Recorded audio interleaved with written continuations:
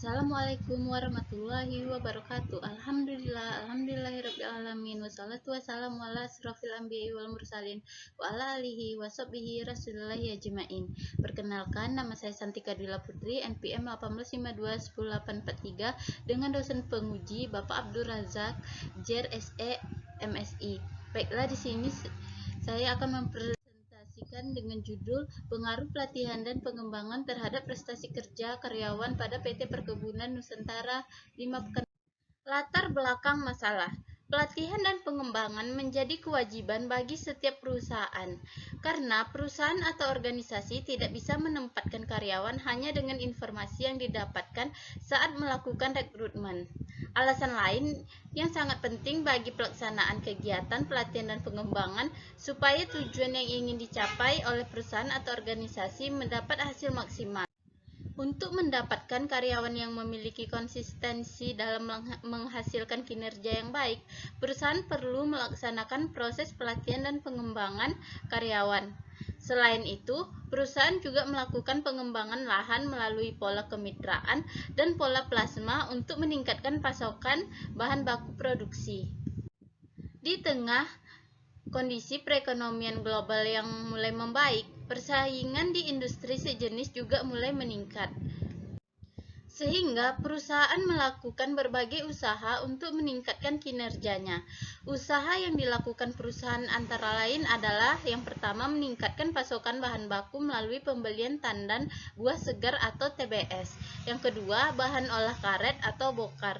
Yang ketiga, meningkatkan kapasitas olah pabrik dan usaha-usaha produktif lainnya, di mana visi dari PT Perkebunan Nusantara 5 Pekanbaru yaitu menjadi perusahaan agribisnis terintegrasi yang berkelanjutan dan berwawasan lingkungan, dan mempunyai misi penerapan prinsip-prinsip good corporate governance, kriteria minyak sawit berkelanjutan, penerapan standar industri, dan pelestarian lingkungan guna menghasilkan produk yang dapat diterima oleh pelanggan. Perkembangan bisnis dan permintaan pelanggan yang terus meningkat membuat PT Perkebunan Nusantara 5 Pekanbaru menyelenggarakan program pengembangan dan pelatihan karyawan dengan komprehensif untuk mengasah keterampilan dan pengetahuan serta menumbuhkan etos kerja yang diperlukan dalam mendukung kinerja secara kelompok guna menjaga kualitas layanan yang tinggi. Pada penelitian kali ini, peneliti menggunakan purposive sampling, yaitu tidak semua populasi dijadikan sampel, hanya beberapa bagian saja yang dijadikan sampel di bagian yang ada di PT Perkebunan Nusantara 5 Pekanbaru. Dikarenakan seluruh bagian yang ada di PT Perkebunan Nusantara 5 Pekanbaru berhubungan dengan kinerja karyawan. Dengan demikian, kinerja dari masing-masing bagian yang ada di instansi akan diketahui kinerja karyawan dari masing-masing bagian tersebut, sehingga akan jadi tolak ukur untuk kedepannya apakah kinerja karyawan tersebut cenderung meningkat atau cenderung menurun. Nah, di PT Perkebunan Nusantara 5 ada komposisi karyawan yang terbagi dari 10 bagian. Yang pertama ada Senior Eksekutif Vice President Plasma atau KKPA. Yang kedua, bagian sekretaris perusahaan. Yang ketiga, bagian satuan pengawasan internal. Yang keempat, bagian tanaman. Yang kelima, bagian teknik dan pengolahan. Yang keenam, bagian hukum. Yang ketujuh, bagian keuangan dan akuntansi. Bagian 8, bagian sumber daya manusia. Yang kesembilan, bagian pengadaan dan TI. Yang ke-10, bagian perencanaan dan sustainability, di mana jumlah karyawan PT Perkebunan Nusantara 5 Pekanbaru berjumlah sebanyak 153 orang. Di mana pelatihan yaitu menurut Mathis dan Jackson 2010, pelatihan merupakan proses seorang karyawan agar memperoleh dan meningkatkan kemampuan baru untuk melakukan suatu pekerjaan. Yang mempengaruhi pelatihan menurut Marwansyah 2014 ada 6 faktor. Yang pertama, dukungan manajemen puncak, di mana program pelatihan harus mendapatkan dukungan penuh dalam sebuah organisasi. Yang kedua, komitmen para spesialis dan generalis dalam pengelolaan SDM, yaitu dibutuhkan komitmen yang kuat dalam pelatihan dan pengembangan. Yang ketiga, perkembangan teknologi, di mana perkembangan teknologi ini dapat saja memberikan dampak pada kebutuhan pelatihan dan pengembangan. Yang keempat, kompleksitas organisasi, di mana pekerja harus meningkatkan kompetensi. Yang kelima, gaya belajar, di mana pelatihan dan pengembangan dipengaruhi oleh gaya belajar.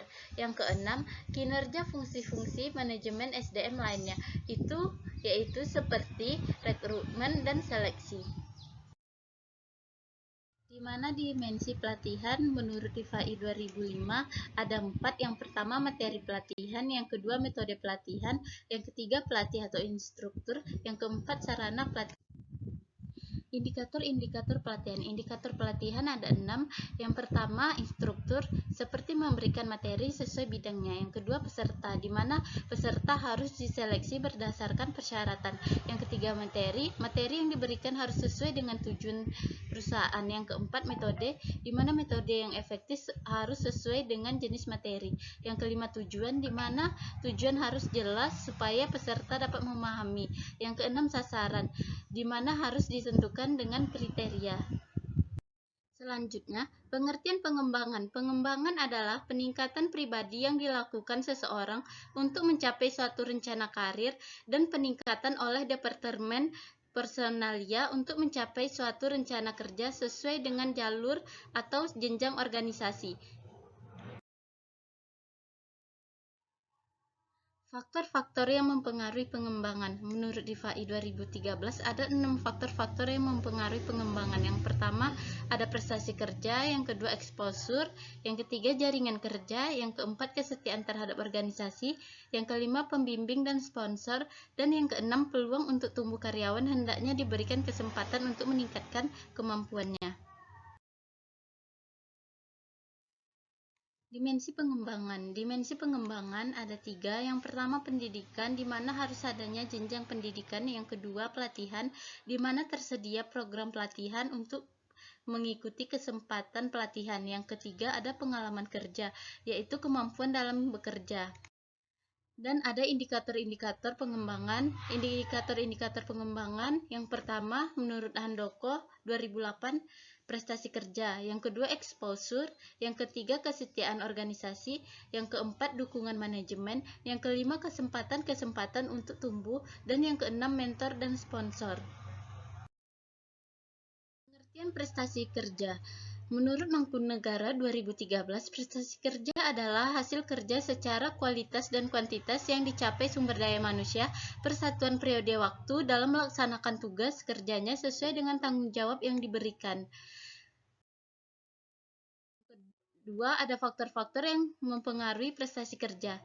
Terdiri dari 2 faktor yang mempengaruhi prestasi kerja menurut pendapat Kate Davis dalam Mangkunegara 2009, ada faktor kemampuan atau ability. Yang kedua, ada faktor motivasi atau motivation. Sedangkan menurut Mangkunegara 2009 itu sendiri menyimpulkan bahwa faktor-faktor penentu prestasi kerja individu dalam organisasi, yaitu ada faktor individu, yang kedua ada faktor lingkungan organisasi. Dimensi prestasi kerja. Menurut Yosef tahun 2000 ada 2 dimensi prestasi kerja. Yang pertama, kualitas prestasi kerja. Yang kedua, ada kuantitas prestasi kerja. Di mana indikator prestasi kerja yaitu yang pertama, kesetiaan, kedisiplinan, kejujuran, kerjasama, kreativitas, kepemimpinan, kepribadian, prakarsa, dan tanggung jawab. Tabel penelitian terdahulu, di mana saya memakai 3 jurnal. Yang pertama, menurut Feberpin Erganta Tarigan 2019 dengan judul Pengaruh Pelatihan dan Pengembangan Terhadap Prestasi Kerja Karyawan, Studi Empiris pada Karyawan Bank Tabungan Negara, di mana ada variabel pelatihan, pengembangan, dan prestasi kerja. Dimensi yaitu yang pertama ada training career, yang kedua development employed work, performance, instruktur, kuantitas, dan ketepatan waktu, di mana menggunakan alat analisis, metode deskriptif, kuantitatif, regresi, dan linear berganda. Hasil analisis menunjukkan berdasarkan hasil analisis dan pembahasan diperoleh bahwa penelitian ini menunjukkan pelatihan pengembangan secara simultan berpengaruh positif dan signifikan terhadap prestasi kerja karyawan. Yang kedua ada Rafdan Rahiniaya 2016, di mana dengan judul Analisis Pengaruh Pelatihan dan Pengembangan Kompensasi serta Kompetensi terhadap Kinerja Karyawan Studi pada PT POS Semarang, di mana variabelnya pelatihan, pengembangan, kompensasi, kompetensi, dan kinerja. Dimensinya training, career development, compensation, kompetensi, kualitas, kehadiran, dan ketepatan waktu, di mana menggunakan alat analisis metode kuantitatif, regresi linear berganda. Dari hasil analisisnya, hasil penelitian itu menunjukkan bahwa pelatihan dan pengembangan tidak memiliki pengaruh terhadap kinerja karyawan pada PT POS Semarang, di mana sistem kompensasi telah berhasil meningkatkan kinerja karyawan dan kompetensi berpengaruh terhadap kinerja karyawan. Yang ketiga, menurut Desi Prasetyani 2021, di mana dengan judul Pengaruh Pelatihan terhadap Prestasi Kerja Karyawan pada PT Bank HSBC Cabang Pondok Indah, di mana ada dua variabel yaitu pelatihan dan prestasi kerja.